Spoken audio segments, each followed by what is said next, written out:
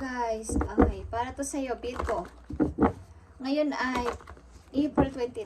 So, sa pagkatapos ng April, ito ang inyong message. Virgo,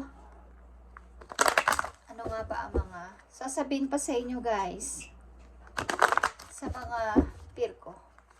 Sa pagkatapos ng April at sa pagpapasimula na rin to ng buwan ng May, papunta sa May, ang inyong reading na to. Okay, Virgo, ano pa ang gusto kong ipaalala sa inyo guys, sa mga Virgo? Okay. Paalala to sa inyo. Ito ang inyong nararanasan siguro sa kasalukuyan o mga gustong gawin. Okay. Makikita nyo to guys, the Chariot o Triumph. Ibig sabihin nito yung pag-uumpisang gumalaw, pag-uumpisang magdesisyon ng mabilisan. Ngayon na, bukas na, sa isang linggo na, sa isang buwan na, okay? Yung sigurado na. At pagtutuloy-tuloy sa moving on. Virgo, pagpasok sa isang bagong pintuan, galing sa dark na nakaraan, okay? Sa mahirap na nakaraan. At ito na yon. Sinasabi nyo sa sarili na ito na. Ito na yung best time. Ito na yung tamang time. Ito na yung tamang panahon na kumilos na ako. Sapagkat parang napapag-iwanan na ako. Andito ako ng napakatagal na panahon o taon ang binibilang ko dito o binilang ko dito sa pag-stuck ko dito sa sitwasyon ko na to. So I need to go na. Okay? Nakikita nyo to. Recognition and reward. Tama na, Virgo. Okay? Ang pagtitiis, kailangan nyo naman ay kayo ay parangalan. Kailangan nyo naman na makatanggap ng papuri. Okay? Ilan sa inyo ay bibigyan ng award o reward sa inyong trabaho. Something na kayo ay pupurihin. May maganda kang ginawa, Virgo. Nagawa mo yung part mo. Nagawa mong mabuti yung trabaho mo. Okay? Ilan sa inyo ay aani ng papuri. At ito ay maganda. Ito ay may kaugnayan din sa money o stability. Virgo, abundance, okay, ang kulay red is about ito sa inyo pagkakaperahan. So, maaaring kayo ay tataas ang sahod din o ang inyong posisyon sa trabaho. Bibigyan kayo ng papuri, parangal. Okay, guys? Like I said, tama na. Okay? Close the cycle. Tama na yung pagtitiis ko dito. Gusto ko na tong ibaba. Okay. Tama na yung pagtitiis ko. Spiritual strength ito, guys. Pagkamulat sa katotohanan. Okay? Napagtanto nyo na kayo na lang at kayo na lang ang gumagawa ng paraan sa kahit anong problema ninyo sa buhay, sa pamilya man yan o sa inyong mga sangkot sa inyong buhay o involved na mga tao sa inyong buhay. Kayo na lang palagi ang nagtitiis, nagdadala ng mga problema. So tama na to, i-close ko na to at mag-i-start ako ng bago. Madalian na. Okay? New direction, relocation maybe. Tama na tong pagtitiis ko dito at gusto ko nang iwan to. Gusto ko na tong i-close. Sa lalong madaling panahon. Maaring bago matapos ang year na to, gusto ko na lumipat ng bahay o gusto ko nang lumipat ng trabaho. Okay? Ilan sa inyo ay maraming pinagtitiisan o nagtsatsaga dahil naniniwala kayo na ang nagtsatsaga ay may nilaga. Okay. Kumbaga sa pagtsatsaga ko dito, maaring meron akong may mabuting mangyayari sa pagtsatsaga ko dito sa sitwasyon ko. Maaring may magiging pagbabago pa. May mga pagbabago mangyayari kung magtitiis ako. Tingnan natin to, guys. Recognition and reward sa mga Virgo. Sa pagtatapos ng April, at ngayon na April 29, 2025, sa mga Virgo, tingnan natin ang inyong recognition and reward dito. Ano ba ang kinalaman nito sa inyong buhay at ang spiritual strength is here. Sa mga Virgo, I need message for Virgo. Okay. Kakulangan din sa pera, guys, Four of Pentacles. At kakulangan man sa pera, but maaaring pagtaas agad ng inyong money. Bigla ang pagtaas ng inyong ipon. Guys, okay? Recognition and reward. Andito ang Wheel of Fortune, guys. Okay? Ito yung pagkakataon, opportunity, tamang pagkakataon. Nandito ang the death. Okay? Death is rebirth. At ito ay katulad nitong number 3, rebirth.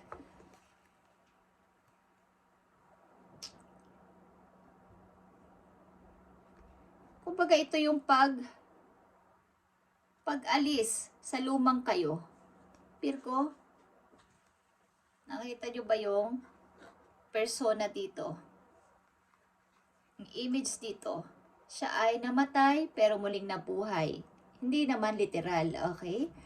Yung part sa kanyang sa kanyang area is meron siyang tatanggalin, meron siyang iiwanan para mag-rebirth bilang isang bagong Virgo.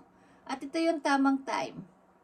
Maaaring may darating sa inyong bagong opportunity at ito na yun, i-accept nyo, i-grab nyo to, guys, sa mga Virgo, ang pagbabagong buhay. Okay? At spiritual strength is here, okay? 8 of Wands and the 2 of Cups. Yeah. Maaaring meron kayong i-close sa cycle, katulad na sinabi ko, at papasok kayo sa bagong relasyon na ito ay parang ang dali nyo nagkakilala, ang dali nyo ring nagkagustuhan. Ito yung person na active ang communication. Lagi nag-uusap kahit malayo. Meron kayong kakilala sa malayo at kayo nag-uusap by email or sa chat. Okay? Sa mga Virgo, may close kayong cycle at papasok kayo sa bagong pag-ibig. Bagong pag-ibig. Ito ay malayo man, but kayo ay nagmamahalan ng tunay. Okay? At dito sa recognition and reward is maaari mag-i-start kayo ng bago sa buhay. I-grab nyo itong opportunity na to na paparating. O nandyan na, guys. Tingnan natin ito. Wheel of Fortune para sa mga Virgo.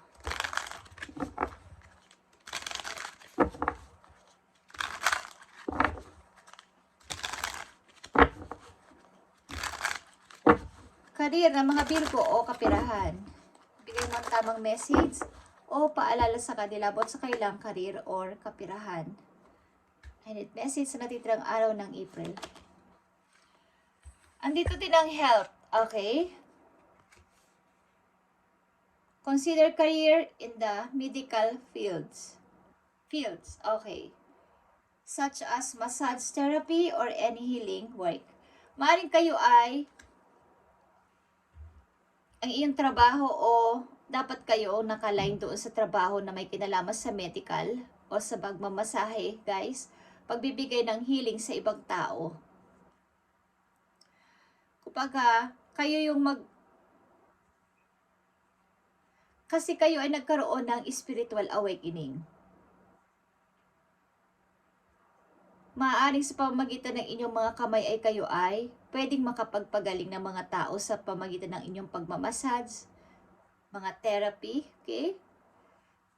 Healing work, yung mga healing work.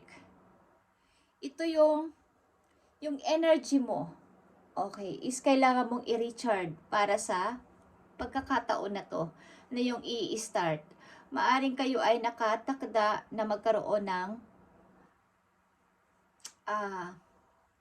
ma-involve sa ganitong klaseng trabaho na kayo ay nagmamasahe o sa loob ng hospital ang trabaho ng ilang Virgo dito, or sa yung mga trabaho na hinahawakan ng, kumbaga, mga tao na kailangan ng pagpapagaling. Okay? Sa may kinalaman sa medical o sa mga masahe. Yun ang inyong magiging trabaho o nakaline kayo sa ganun, guys. Naghahanap kayo ng iba pang trabaho o mga pagkakakitaan. Parang may trabaho man kayo ngayon is mayroon pa kayong gustong i-start para mga part-time. Second job. Parang gusto nyo mag-add ng another job.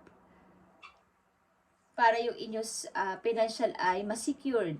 Okay.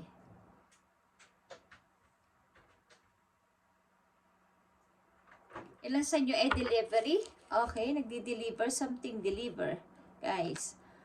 Okay. Virgo, mukhang kayo ay igagrab nyo yung isang opportunity na medyo malayo sa inyong lugar. Ilan sa inyo is may regular ng trabaho pero gusto nyo pang tumaggap ng another na trabaho o mag-add ng ilang pang mga trabaho para ma-secure ang inyong ipon. Okay. Mukhang bigla kayong parang nawala ng ipon at gusto nyo ulit mapalaki ito. Madali lang naman kayo magpa-lago ng money pag ginusto ninyo. Okay? Sa mga Virgo na nandito sa reading.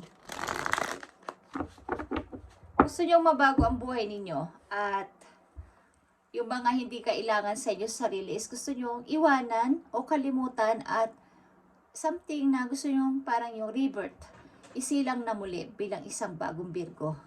Okay, nandito ang 2 of Cups and 8 of Wands. Tingnan natin to guys. Ang 2 of Cups and 3 of Wands sa mga Virgo. Anong kaugnayan nito sa mga Virgo? Ang 2 of Cups and 8 of Wands. Anong kaugnayan nito sa mga Virgo? Okay, andito ang 3 of Pentacles guys. 8 of Wands again. And 3 of Cups. Yeah guys, ito ay another country o another parang bagong lugar, bagong trabaho din. At ito yung gusto nyong makuha. At maaring may bagong mga good news sa paparting sa inyo. Galing din sa tao na to. Maaring may involved din sa inyong person na magkakaroon ng good news. Okay, na paparating. Parang message, dadaanin sa message na lilipat kayo sa isang lugar kasama ang person na to, okay? Mukhang may isasara kayong isang cycle at tama na to.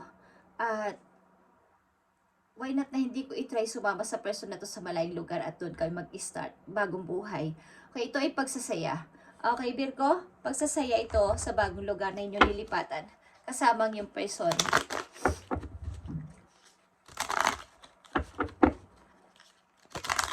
Ito ay plano. Okay? May plano kayong sikreto at hindi nyo muna sinasabi. Message ko sa mga Virgo, maaaring kayong papalit ng career at ito ay maging aware lang kayo sa inyong sarili. Maaaring kayo ay may kakayanan na magpagaling ng mga tao sa pamamagitan ng inyong pagmamasahe sa kanila o paghawak sa kanila. Okay? Something na medical.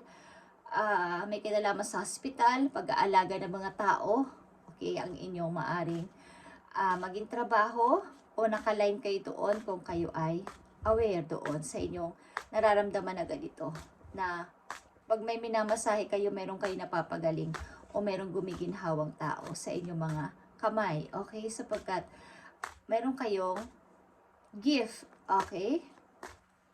Natin na message pa para sa inyo, Virgo, sa natitirang araw ng April 2025. Mukhang ilan din sa inyo ay aalis sa trabaho na to at something na bibigyan ng parangal dahil sa inyong ginawang maganda naman sa trabaho. Maaaring magre-restart kayo ng bagong mapapasukan sa ibang lugar. Okay? Tingnan natin to, Virgo, nakakakita kayo ng opportunity sa ibang lugar o sa ibang larangan naman.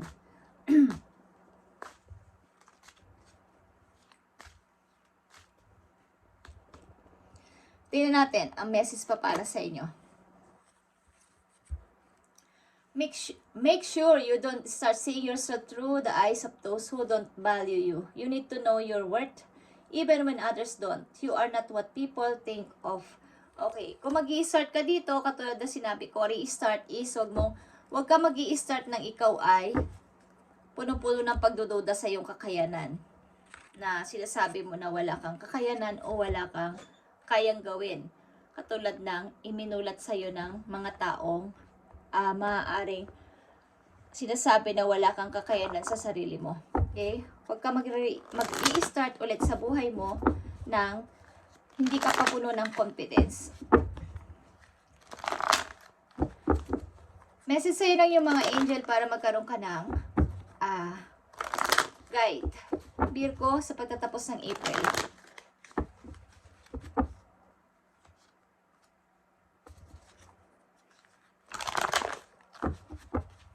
Message mo sa mga Virgo sa pagtatapos ng April. Ibigay mo ang tamang message sa kanila para magkaroon sila ng guide, please. Thank you. Okay, Virgo. Andito ang Four of Abundance is Four of Pentacles. It's time to reflect upon your relationship with money. Are you spending it too freely or you holding on to it too tight? This can also relate to how you give of yourself to others. Okay. Depende kung kayo ay, halimbawa ay, may pera kayo ngayon at sapat lang. Depende kung yun ay inyong isi-share sa iba na mga mahal nyo sa buhay o i-hold nyo ng sobra-sobra. Kumbaga, akin muna, wag ko munang ipapabigay o wag ko munang ipapahiram, wag ko munang isi-share sa mga mahal ko sa buhay. Kailangan ko itong ipunin. Depende kung how nyo itong spend. Kasi kayo ay free naman dito sa inyong sariling money na to. Okay? Something na kayo ay may naiipon na money at maaaring pinag-iisipan nyo kung isi-share ko pa to sa magulang ko, isi-share ko ba to sa mga kapatid ko, isi-share ko ba to sa iba na mga mahal ko sa buhay o itatabi ko para sa akin. Sa akin pagtanda, sa akin mismo. Okay? Iniisip ko kasi ang aking pagtanda o ang aking sarili. So, depende sa inyo how nyo tong pakinggan nyo ang inyong puso kung maaaring may nanghihiram sa inyo ng money, may nangangailangan ng pera, pero nag-iisip kayo kung magbibigay ba kayo o i-hold nyo na lang. Huwag nyo na muna silang pakialaman. Okay? Sapagkat ang ilan sa inyo dito, katulad sinabi ko, ay matrabaho. Okay? Pag may trabaho ng isa, gusto po ulit mag-part-time, gusto po ulit dagdagan pa ng isa, dalawa, tatlo ang inyong trabaho para mas maraming maipon. Kailan sa inyo, di ko alam kung meron kayong phobia na mawalan kayo ng pera sapagkat di ko alam kung galing sa kabataan ninyo meron kayong ganitong klaseng mindset galing sa inyong mga magulang na nakaramdam kayo ng pag walang pera ay parang ang hirap mabuhay, ang hirap ng walang pera kasi parang kasama yan sa pamumuhay ng tao kasi. Okay? Kaya minsan nahihirapan kayo mag-isip kung pinaghirapan ko kasi to. Okay? Yan ang sabi ng ilan sa inyo. Ako ang naghihirap nito. Sobra-sobra yung pagtatrabaho ko. Dalawang message pa dito para sa mga Virgo para sa kanilang natitirang araw ng April. May message kayo matatanggap o something na good news galing sa isang taong malayo at maaaring sasama kayo sa person na to restart. Okay, sa ilang Virgo, maaaring ang pamilya ninyo sa nakaraan ninyo ay nakadanas ng mahirap sa buhay, iba't ibang klaseng struggle. At hanggang sa paglaki ninyo, natandaan nyo to na kailangan ko mag-keep ng money at hindi ako dapat manatili lang sa isang work. Kailangan ay tuloy-tuloy, 2-3 work ang magagawa ko para hindi ako maubusan ng pera. Okay. Nandito ang 8 of Pentacles. 8 of Cups. Okay. And the Empress. Okay. Maaaring kahit na kayo ay iniwan o may nang iwan sa inyo tao ay wala naman kayo masyadong emotion. Kumbaga, okay lang. Andito lang naman ako at gusto ko rin palaguin ang sarili ko. Ilan sa inyo ay single mom dito, guys, sa reading? Okay, maaaring mag-isa nyo pinalaki at pinalaki ang inyong mga anak sa sarili ninyong kakayanan at cool na cool lang kayo sa inyong ginagawa sa buhay. Kahit na ano pang naging sitwasyon dito. Kumbaga, may bagong tao man na dumarating o may dumating is andito lang. But willing kayong i-grab ito. Willing kayo naman na open kayo dito sa ganitong opportunity. Okay, sa mga Virgo, lalo na pag may kinalaman sa pera, ay willing kayo i-grab ang isang opportunity. Okay? Ang iniisip nyo lang dito ay kapakanan ng inyong mga anak hanggang sa inyong pagtanda at sa makaipon kayo. Kaya sabi nga Virgo na lang dito. Okay Virgo, ito ang inyong message today. At ngayon ay April 29, 2025. Sa natitirang araw ng April at ito ay pahabol na message para sa inyo ngayong April. Thank you and God bless Virgo.